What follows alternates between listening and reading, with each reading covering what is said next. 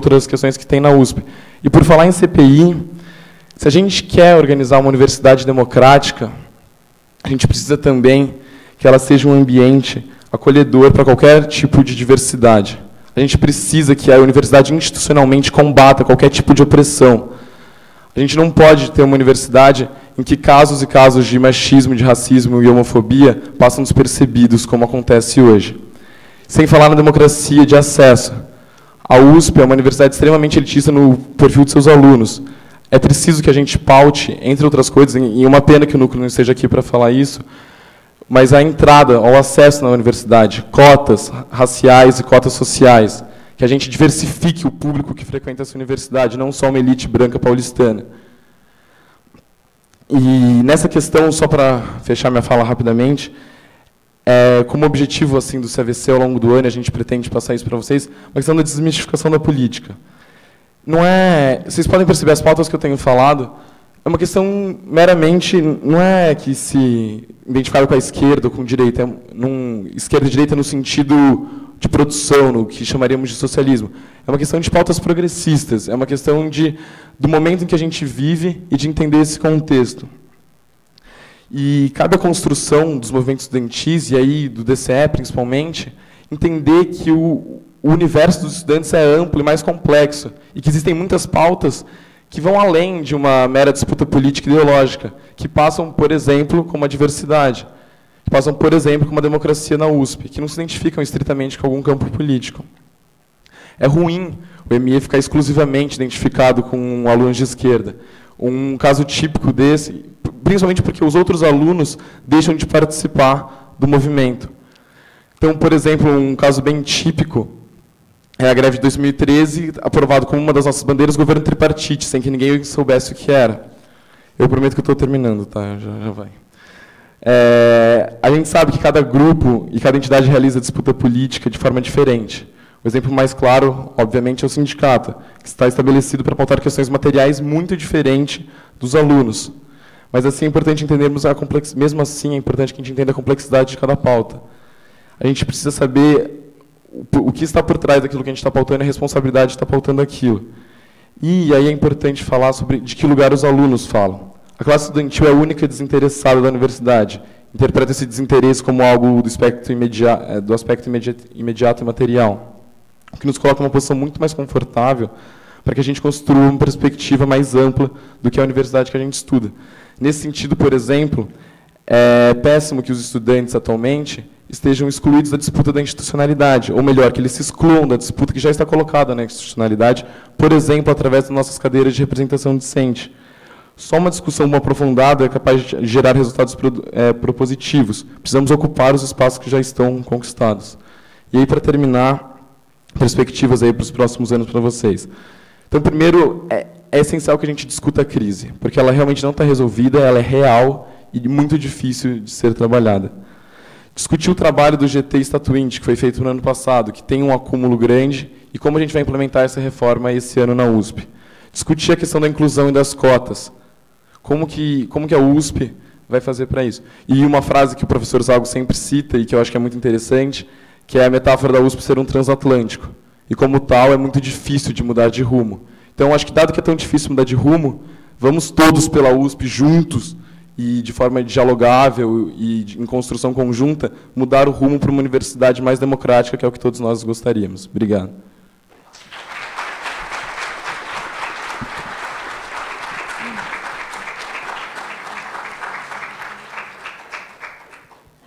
Obrigada, Rodrigo. Já que o núcleo não pôde vir, a gente não está tão apertado no tempo, então tudo bem dar uma esticadinha a mais na fala. Tá?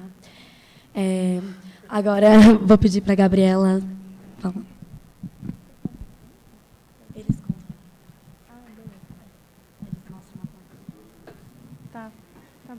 Oi, gente, meu nome é Gabi, vou me apresentar primeiro. Eu estou no 3º ano de USP, sou caloura agora também, que eu acabei de entrar na geografia, eu fiz 2 anos de relações internacionais e mudei. E eu vim aqui para apresentar um pouco do DCE para vocês. Atualmente, o DCE é uma comissão gestora, isso significa que, no fim do ano passado, acabou a gestão do DCE, e, por enquanto, ele está sendo gerido, organizado por vários centros acadêmicos e pela antiga gestão. Então, eu estou representando aqui a entidade, mas que é organizada por essa comissão gestora. Eu acho que, para falar do DCE, primeiramente, seria importante falar um pouquinho da história, porque eu acho que o DCE da USP é um DCE que, historicamente, é reconhecido e que, desde sua existência, sempre foi um polo de enfrentamento e um polo de resistência à tentativa de retirada de direitos que vieram ao longo dos anos, né? Na ditadura, por exemplo, o DCE foi fechado pelos militares, porque era um polo não só de resistência e de enfrentamento, mas era um polo de inspiração, era um polo de pensamento democrático, o que era muito perigoso na época da ditadura, né? Porque o pensamento democrático naquela época representava um desafio à ordem que os militares estavam colocando. A ordem que eles diziam estar colocando, claro. E, quando o DCE foi reaberto, a gente nomeou ele com o nome do Alexandre Vanuc Leme, que o Alexandre Vanuc Leme era um estudante da geologia, que foi torturado e morto durante a ditadura, exatamente porque os estudantes representavam essa inspiração e essa capacidade de fazer a população se indignar com o que estava acontecendo durante a ditadura, e muitos dos estudantes pelo Brasil passaram pela mesma coisa que o Alexandre Vanuc Leme. Então, até hoje, a gente leva o nome do Alexandre no nosso DCE como uma homenagem à luta que ele travou junto com diversos estudantes aqui na Universidade de São Paulo. E acho que a fala do Toneto foi muito importante, porque já deu o tom e não tem como fugir desse tema, que é um tema da democracia, né? Quando a gente fala que a USP ela é muito antidemocrática, parece um pouco abstrato, mas acho que fica um pouquinho mais fácil de entender quando a gente pensa que a felicidade que a gente tem em passar no vestibular na FUVEST é proporcional à quantidade de pessoas que ficaram fora dele, porque é um vestibular muito difícil de se passar. E é por isso que a gente pauta aqui novas formas de acesso, formas que sejam diferentes do que está colocado hoje. Porque é um absurdo que a Universidade de São Paulo, que é a universidade mais reconhecida na América Latina, até hoje não tenha cotas sociais e raciais. É uma das únicas no país que não tem isso. E a questão da falta de democracia é uma questão que ficou bastante evidente para a gente. Acho que, só para dar um panorama, eu acho que a melhor forma de falar sobre o DCE é mostrar os debates que existiram na cabeça dos estudantes durante esse período todo em que vocês estavam prestando o vestibular. E falar da falta de democracia é simbólico quando a gente pensa na questão orçamentária. Por que eu digo isso? Porque, se fosse democrático, se todos aqui da comunidade universitária, professores, funcionários, estudantes, tivessem direito, tivessem possibilidade de intervir, de planejar e decidir, a USP ou não estaria numa crise orçamentária, ou estando na crise orçamentária, os culpados por essa crise não seriam os funcionários, ou os estudantes, ou os professores, porque o que aconteceu ano passado, a greve que aconteceu, foi uma greve porque, principalmente, não houve reajuste salarial. Abaixo da inflação, o reajuste seria 0%. Isso significa que os culpados pela crise, ao olhar de quem está no poder, foram os funcionários, foram os estudantes, que agora estão tendo as bolsas cortadas. Vocês entraram num período da USP, e não é para assustar, e não é para vocês ficarem tristes com isso, porque a Universidade de São Paulo continua sendo uma universidade muito boa para se estudar e muito boa para conviver, mas é um período de crise, é um período em que não existe trabalho de campo em diversos cursos, é um período em que os cursos da saúde estão sofrendo com a falta de estágio, porque o hospital universitário teve 200 funcionários demitidos, num plano que é um plano de reajuste, um plano de ajuste para a USP, né? Os estudantes da biológicas não têm mais laboratórios, tem disciplinas que não têm mais professores, e esses professores eles não vão ser repostos. Então, toda uma linha de precarização da Universidade de São Paulo, o que é bastante contraditório, porque sempre foi colocada e reconhecida como a melhor universidade, reconhecida academicamente como a melhor universidade da América Latina e tudo que a gente conhece, tanto é que vocês quiseram e entraram aqui. Acho que, para além da questão orçamentária, um dos símbolos bastante importantes da questão da falta de democracia foram os casos que estão sendo denunciados de violações de direitos humanos, de opressões. Eu não sei se vocês chegaram a ver nas mídias que saíram, que foram diversas as denúncias de meninas que foram estupradas na universidade, de pessoas que sofreram assédio de todos os tipos, dos trotes violentos, e que isso acontece há muito tempo na Universidade de São Paulo. Não foi agora que começou. Mas a denúncia mais séria disso tudo foi descobrir que a universidade, enquanto instituição, por muito tempo encobriu isso.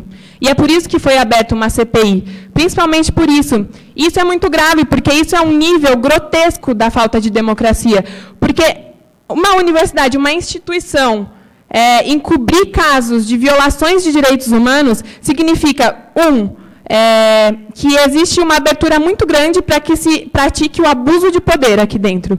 Porque para alunas serem violentadas e assediadas por estudantes ou professores, porque essas foram as denúncias que apareceram na CPI, e para as instituições encobrirem isso, significa que existe uma possibilidade grande de abuso de poder. Isso é um absurdo dentro de uma universidade que isso aconteça em qualquer lugar, mas numa universidade tem que existir a liberdade para que a gente pense, para que a gente atue, e não pode existir esse tipo de repressão, de repreendimento em relação às pessoas. Mas acho que o que eu estou falando aqui pode estar um pouco muito pesado, mas é para dar um panorama do que aconteceu, porque foi realmente muito sério. Tanto é que a USP saiu nas mídias por muito tempo por causa disso. E é isso que mais incomoda.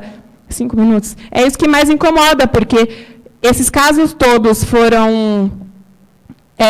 muitos casos desses, não todos, foram acobertados em nome de manter a imagem de uma Universidade de São Paulo que não existe, porque se isso é uma imagem falsa, ela não existe desse jeito. Eu acho que esse vai ser um ano, esse era o recado principal, assim, que eu pensei em dar aqui. Primeiramente, que eu não falei isso no começo da fala, mas boas-vindas a todos vocês. Eu acho que esse tem que representar o início da melhor fase da vida de vocês, porque é isso que é a universidade, e aos poucos vocês vão conhecer isso, e que vai ser um ano de luta em defesa da universidade pública, como um todo, tanto na Universidade de São Paulo como no Brasil, porque a educação pública, no geral, é um setor que desde sempre vem sendo marginalizado.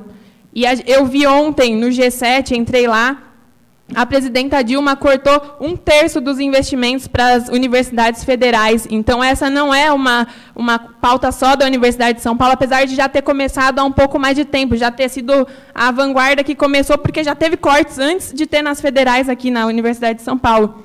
Mas vai ser um ano de defesa da educação pública. E defender a educação pública significa que a gente quer ter a possibilidade de decidir também, que os estudantes querem decidir os rumos da universidade. A gente quer decidir a nossa grade horária, a gente quer decidir o que toca a gente aqui dentro, junto com os funcionários, junto com os professores, porque não se trata simplesmente de quem decide ou do porquê se decide, mas é uma estrutura de poder, que é uma estrutura de poder arcaica, que vem apodrecendo. E o chamado que eu faço para vocês, aqui representando a Comissão Gestora do DCE, é um chamado de participação, é um chamado de engajamento, porque eu acho que o que a gente precisa agora, nesse momento, que é um momento bastante crítico, é um momento que vai exigir bastante da gente como estudantes, bastante da gente como agentes de mudança, porque é isso, a juventude sempre foi, historicamente, também estou falando muito essa palavra, mas o setor que se mobiliza e que consegue mudar a conjuntura. Então, é um chamado de mobilização, é um chamado de participação para que vocês conheçam cada uma das coisas que existem e que podem servir para organizar vocês. Então, eu estava falando aqui sobre... Aqui na FE existe um coletivo feminista que chama Histéricas, e que é muito importante que as mulheres saibam que existe isso, saibam que existe uma forma de se organizar e de se mobilizar, porque aqui nenhuma mulher vai abaixar mais a cabeça para nenhum tipo de assédio. E mais, a gente vai querer que eles abaixem a cabeça deles quando eles assediarem, porque não é justo, não é correto que a gente que sofra e que abaixe a cabeça. Eu acho que...